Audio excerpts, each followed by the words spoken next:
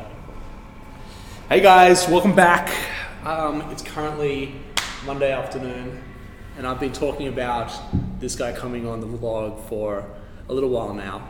Schafer, Stuart, all the way from LA. All the way from LA, Hawthorne via LA. Is it Hawthorne? Yeah. Schafer and I actually had the privilege, although I keep telling him he had the privilege. We worked together for about 18 months? Yeah, it was nearly 2 years. Nearly 2 years. Yeah. On the dog walking business. And we were in the eye of the storm for almost 2 years together. And you know, you really know the quality of a person when you're really in the heat of not only the moment, but just that was the heat of the moment. The whole business was the heat of the moment. Yeah, I think we called it getting an MBA. Yeah. Which is what we did, and you know, it sort of started with raising a lot of money. Yep. Which was essentially off the back of a napkin and a good relationship. Yeah. Which, you know, I'm sure you could talk to, or if you haven't. Yeah, before. it still is. And then 2 years of just epic running. Yep. Which truly was an MBA. It took me a long time to get over it. Yeah. Because it's hard work, but I know you've spoken about it before. It was an extremely high velocity business, very successful. You know, and we were fortunate enough to exit that business okay. Yeah. And now we're in very different places, Very different parts of places. the world. Yep. I can see now coming into your new space that you've taken a lot of the learnings. Totally. Which I think we both have. I look at Creative Cubes as LA and where we were in Santa Monica was the heart and the hustle that I wanted. But this is we have to have a localized spin on it. And then you've walked around the building today and said, man, you've got traces of yourself all over this place. And that's a very important aspect for me as well. Yeah, and you're right. It's got your DNA everywhere, but that's a big part of it, right? This is where we worked in LA. This is the pace. This is the speed. You know, I jokingly say that when I come back to Melbourne, I feel like I take a step backwards. Sure. Just in speed and pace, in general, and you know, you need this. You need these environments where, like we had, where you're surrounded by people running, yep. where you're surrounded by pace, people wanting to get stuff done.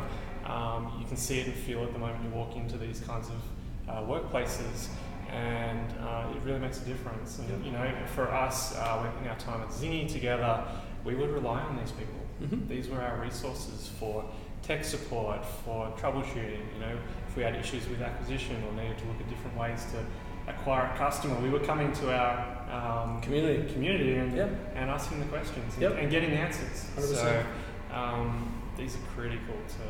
I think so, and like I look at it like, you know, when we were running Zingy, we looked at we looked to take our own floors in our own buildings, and what kept coming back to me, and I'm not sure if we openly spoke about this, was, hey man, if we move and go into our own building, we're gonna miss the heartbeat of what's really going on, both in the tech, the consumer, at every frontier. And the other part of it really that I think where we landed was nimbleness. Yep. Like being able to go, okay, we need to scale back, we need to ramp up, and having that flexibility month to month to be able to go, okay, we need 4 more officers just this month so we can get a team in to do customer service or whatever it happens to be. What about those schools that we used to run where we would book out the event space and have 300-400 people sitting there getting trained by David Wright? Right, and I don't think, I think if we didn't have that flexibility to do that, we wouldn't have had 800 walkers on our platform. We just wouldn't have done it. Yep. Not possible. You know, it just kind of enables that sort of stuff to happen, which you're doing here as well. So. Yeah, we're having a crack. It's interesting you talk about when you step off the plane, you feel like you're taking a step back. A little bit. I've come back with this analogy, not to run Aussies into the ground or anything, but I've come back with this analogy that I feel like, you know, on Christmas Day, I used to go via the co-working space only because I'd be able to park underneath and go out to Santa Monica and walk locally across the beach, whereas you're already there. So you're in the neighborhood. Right. But the place would be packed. Yeah. On New Year's Day, the place would be packed. We have a footy final here on a Sunday and no one's here on a Friday. It's crazy. So I've come up with this analogy that I feel like here in Australia, we've got a lot of farmers. Mm-hmm. In America, we've got a lot of hunters. Yeah, and look, it's not, I don't think you could say that for every city in America. And this is a general blanket. Right. Yeah. You could for sure say it in California because you feel it and it's achievable. Mm-hmm. And it's just the culture. So you've been there, you know that. There's definitely cities in America where you're not going to get that. No. And this is a middle ground. There's definitely a lot happening in Melbourne, which excites me for being someone who eventually wants to come back here. Mm-hmm. I think the opportunity is for sure here. But it would be an adjustment. Do you think the opportunity is here because in one way you've seen and lived and been in the future and you're coming back and seeing some of the opportunities, or to deploy here, i.e. co-working for me, or do you feel like, hey, if you're in a company over there, you could have a natural expansion to the Australian market?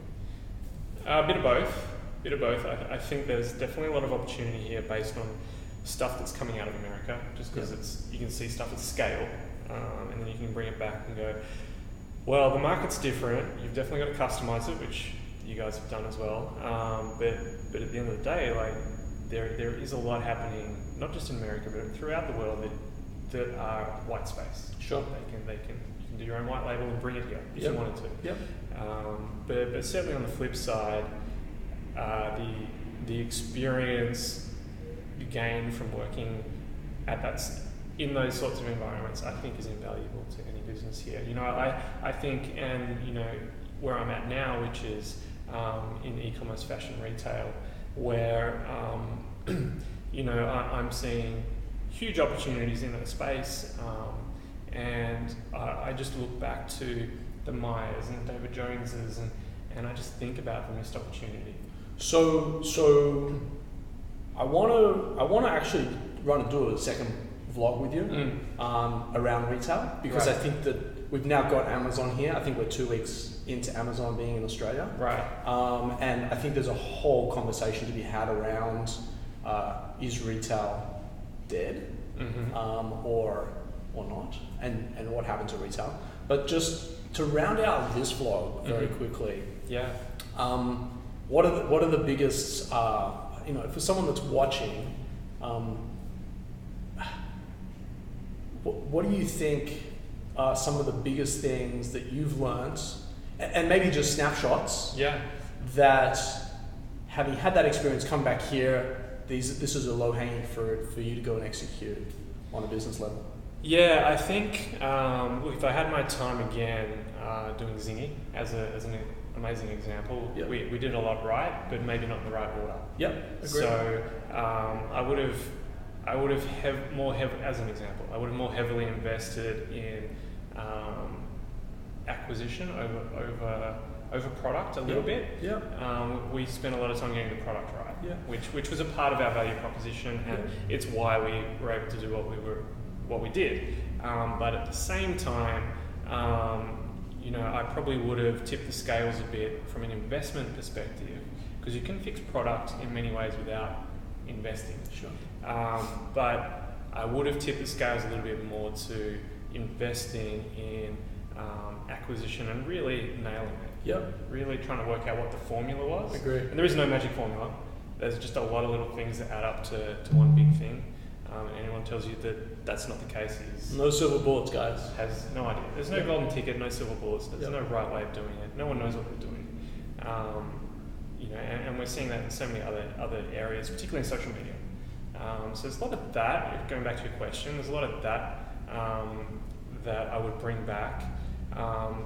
But also, you know, I'm still speaking to a lot of younger startups and seeing how immature they are and how far they've got to go, having now been a part of one where we're 6 years in and, you know, somewhere around 2,000 employees. We own end-to-end supply chain. We control our market, and we own our customer. Right. So, and that's the other big learning really is, got to own your customer. If you own that data, Yep. I said that right. If you own that data around your customer, and, Data. not data, the data. If you own the data around your customer, then you're able to control the conversation. So you can learn about the product. Yep. You can find out from them what's working, what's not. You can adjust it. You can set your prices. You can set your experience and differentiate yourself from anyone else. So that's just like 10 things I can think of now. Sure. But there's just so much to it that I could bring back, and it would just feel like there's just so many ways that I could add value. Yeah, I get it, and I understand what you're saying. It's hard to articulate. You've been in the States now 5 years? Nearly 5 years, yeah. So you got 3 more to catch me, or 3.5 to catch me. Yeah, well, we're 5 years into a 2-year stay. Yeah, I think you were. I was 8.5 into a 2-year. So. And you know what? Sim, my wife, for those of you who don't know, every year we'd be like, "Are we going home yet? Are we going home yet?" I was like, "Just another year, just another year." Now we're back. She's like, "Why did we leave?" Yeah. So my advice to you is take your time. I know your parents and family are probably not going to appreciate that kind of advice, or maybe they will. But take your time. Don't be in a hurry to get back here. There's so many opportunities that are here and now, but in 5 years' time, there'll be other opportunities that'll be here and now. Particularly one of you can come back and join me and be a CMO of Creative Cubes.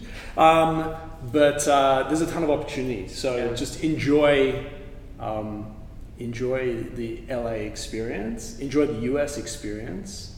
And you've got a little daughter, Dakota, so make sure she grows up with the opportunity to live in one of the greatest countries in the world, which is Australia. So in time. Yeah, well, she's very fortunate. She's got a US passport. Yeah, Sam might too. That will come in handy when she's older.